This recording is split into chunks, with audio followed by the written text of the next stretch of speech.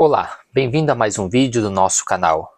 No nosso último vídeo, nós pintamos o grande quadro do século XIII, uma era de equilíbrio, de catedrais góticas e do auge da cultura medieval, uma espécie de calmaria dourada.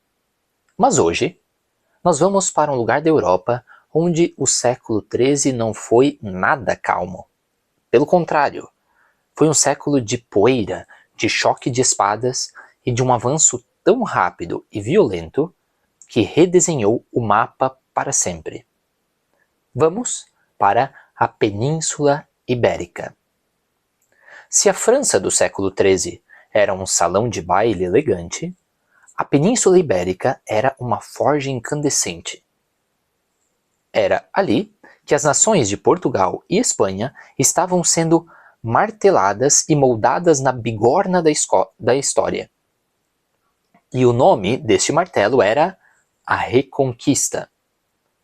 Para entender a explosão que está por vir, precisamos voltar um pouco no tempo, lá para o comecinho do século. Imaginem o mapa. Ao norte, 5 reinos cristãos.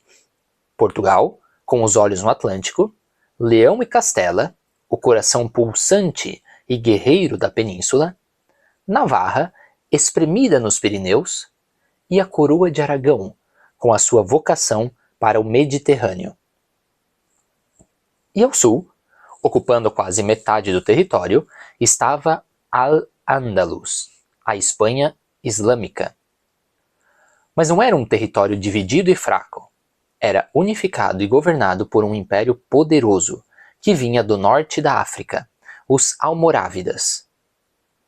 A fronteira entre estes dois mundos era uma cicatriz que sangrava constantemente. Uma zona de atrito, de batalhas, de heróis e de muitas lendas. O equilíbrio era muito tenso, precário. Faltava apenas uma faísca para incendiar totalmente a planície. E essa faísca veio, no ano de 1212.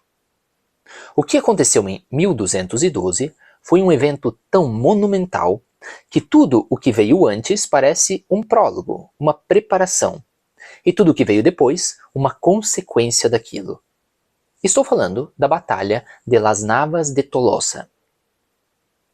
O califa Almohada, o líder supremo de Al-Ándalus, reúne um exército gigantesco, um dos maiores já vistos na península, e marcha para o norte com um objetivo muito claro: dar um golpe final nos reinos cristãos. A ameaça era tão grande que, por um momento, os reis cristãos deixaram sua rivalidade de lado, deixaram de brigar entre si. Alfonso VIII de Castela, Pedro II de Aragão e Sancho VII de Navarra uniram suas forças. Com a bênção do Papa Inocêncio III, que a declarou uma cruzada, cavaleiros de toda a Europa foram até lá lutar. O que se seguiu não foi apenas uma batalha, foi um terremoto. O exército cristão, em uma manobra brilhante, surpreendeu as forças muçulmanas e conquistou uma vitória que foi, para usar uma palavra só, simplesmente esmagadora. A Batalha de las Navas de Tolosa não apenas salvou os reinos cristãos, ela quebrou a espinha dorsal do poder almohada na península. O império, que parecia invencível, começou a ruir por dentro. E o que acontece quando um grande império se desfaz? Ele se quebra em pedaços. Al-Ándalus se fragmentou em uma série de pequenos reinos independentes, as chamadas taifas. E para os reis cristãos, isso foi um convite. Era como se um muro sólido de repente tivesse se transformado em uma fileirinha de dominós, e eles estavam prontos para dar o primeiro empurrão. E o que se segue é uma das expansões territoriais mais rápidas e vertiginosas da história. Os primeiros a terminar a sua tarefa foram os portugueses. Eles eram os velocistas da Reconquista. Partindo do rio Tejo, eles avançaram para o sul, conquistando as regiões do Alentejo e do Algarve em um tempo realmente recorde. Já no primeiro terço do século, Portugal atingiu as fronteiras que tem basicamente até hoje. Portugal, tarefa concluída. Do outro lado da península, a Coroa de Aragão, liderada por um dos reis mais fascinantes da Idade Média, Jaime I, o Conquistador. Jaime I é uma figura de cinema. Ele tinha planos de expandir para o sul da França, mas foi derrotado na Batalha de Muret, em 1213. E o que ele fez? Virou o mapa e focou toda a sua energia na reconquista. Primeiro, ele lança uma campanha anfíbia muito ousada e conquista a ilha de Maiorca, um ponto estratégico vital no Mediterrâneo. Depois, ele se volta para o continente e inicia a longa e difícil conquista do reino de Valência, que finalmente cai em suas mãos. Aragão se consolida como a grande potência do Mediterrâneo. Mas o prato principal, o Grande Prêmio, estava reservado para o maior dos reinos cristãos, Castela e Leão. Aqui, dois eventos monumentais acontecem.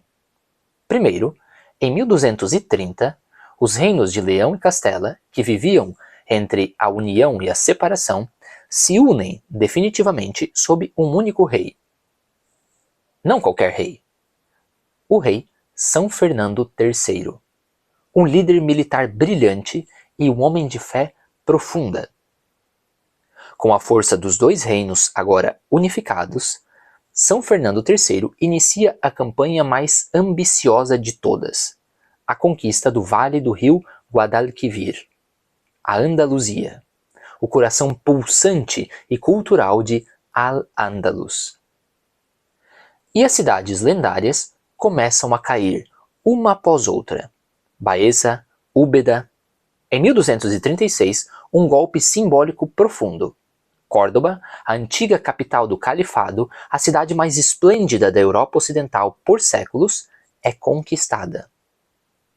A sua grandiosa mesquita é consagrada como uma catedral católica. Em 1248, após um longo cerco, cai a joia da coroa, Sevilha. De forma paralela, as tropas castelhanas também ocupam o reino de Múrcia. E em pouco mais de 30 anos, o mapa da península virou de cabeça para baixo. Na metade do século XIII, a presença islâmica, que por 500 anos dominou a maior parte da península, estava agora reduzida a um pequeno emirado nas montanhas ao sul, o Reino de Granada.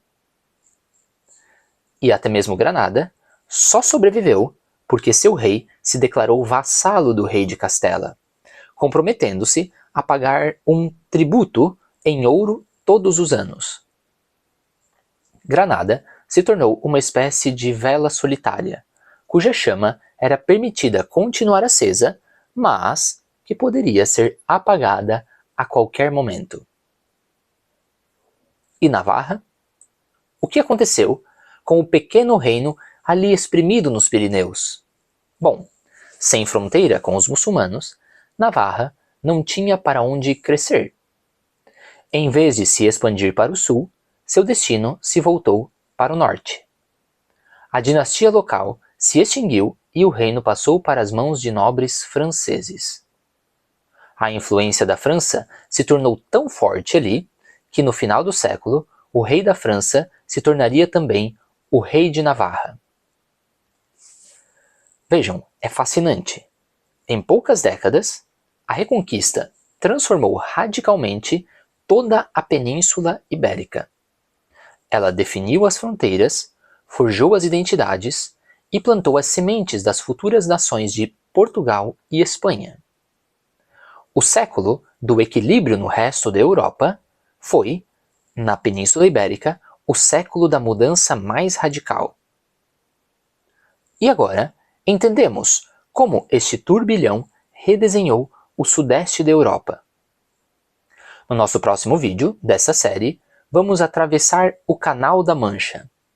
E lá na Inglaterra, uma batalha muito diferente estava sendo travada. Não era uma guerra contra um inimigo externo, mas era uma luta feroz entre o rei e os seus próprios nobres. Uma crise tão profunda que forçou o rei a assinar um documento que inicialmente parecia uma derrota humilhante, mas que se tornaria a semente da liberdade e da democracia no mundo ocidental. Estamos falando da Carta Magna. A história da crise inglesa e do nascimento do parlamento é o nosso próximo capítulo. E eu acho que você não vai querer perder. Se você está gostando dessa viagem pela Idade Média, já sabe, se inscreva no canal, deixe o seu like para dar aquela força e ative o sininho para ser notificado do nosso próximo vídeo. Nos vemos na próxima.